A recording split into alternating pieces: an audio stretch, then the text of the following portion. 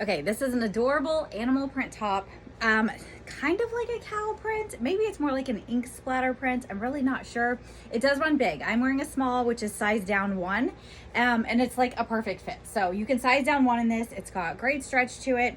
It is a terry, a French terry fabric. So it's not like the jersey knit. It's a soft, stretchy French terry material. It's got a little bit of warmth to it.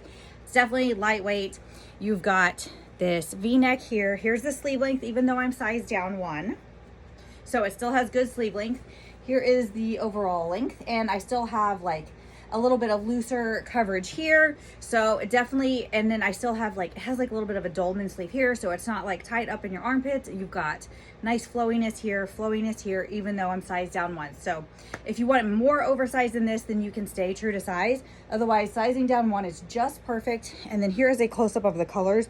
That is a cream color. This is bright white. So this is white. So it's an off-white color. And then this is like shades of charcoal. So great neutral print, something kind of different, not quite leopard, not like a cow. So kind of like an animal print or an ink splatter print, something new to try.